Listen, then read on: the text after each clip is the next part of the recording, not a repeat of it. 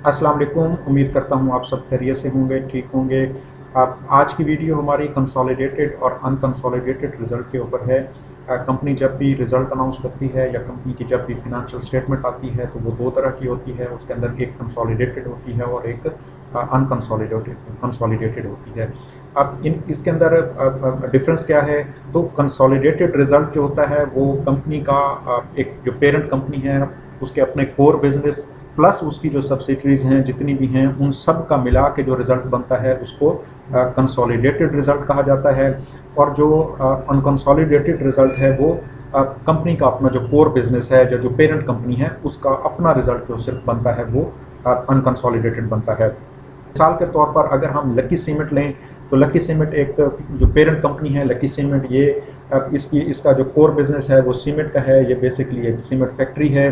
तो अब जब इसके कोर बिजनेस इसके सीमेंट के बिजनेस से जो रिजल्ट बनेगा अब उसको इसका अनकंसोलिडेटेड रिजल्ट कहा जाएगा। लेकिन इसके साथ साथ सिर्फ ये एक सीमेंट फैक्ट्री नहीं है बल्कि इसकी काफ़ी सारी सब्सिडरीज भी हैं। मिसाल के तौर पर लकी कोर इंडस्ट्रीज़ है, लकी मोटर्स है, लकी इलेक्ट्रिक पावर कंपनी है, इसके अलावा भी हैं। तो अब इन साबुक कंपनीज का लकी सीमेंट जो पेरेंट कंपनी है इसका और इसकी जो सब्सिडरीज हैं इन सब का मिला के जो रिज़ल्ट बनेगा अब इसको कंसोलिडेटेड रिज़ल्ट कहा जाएगा। अब सवाल ये है कि क्या कंसोलिडेटेड रिज़ल्ट की अहमियत ज़्यादा है या अनकंसोलिडेटेड की ज़्यादा है?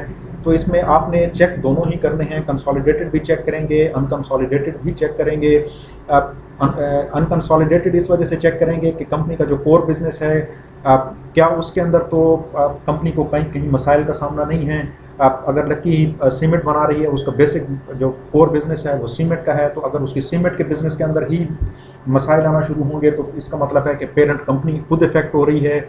इसलिए अनकंसोलिडेटेड को चेक करना भी लाजिम है, लेकिन ज़्यादा अहमियत जो है वो कंसोलिडेटेड रिजल्ट की होती है कि कंपनी खुद भी परफॉर्म करे और उसकी जो सब्सिडरीज हैं, अगर कंपनी खुद परफॉर्म कर रही है लेकिन उसकी सब्सिडरीज लॉस में चल रही हैं तो उसका इफेक्ट फिर पेरेंट कंपनी के ऊपर आएगा और उसके रिजल्ट को उससे फ़ायदा या नुकसान होगा।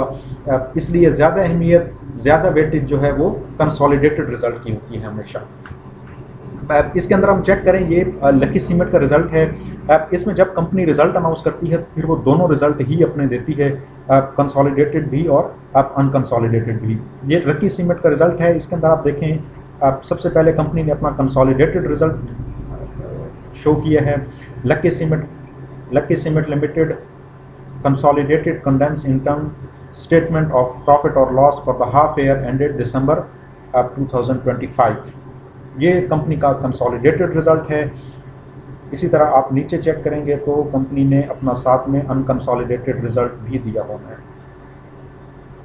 जी, ये कंपनी का अनकंसोलिडेटेड रिजल्ट है। Lucky cement limited unconsolidated condense income statement of profit और loss for the half year ended December 2025।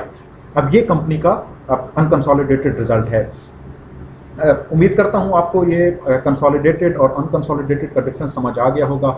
इंशाल्लाह नेक्स्ट वीडियो के अंदर हम चेक करेंगे कि आप खुद से किसी भी कंपनी का रिज़ल्ट किस तरह से खुद चेक कर सकते हैं। अपना ख्याल रखिएगा।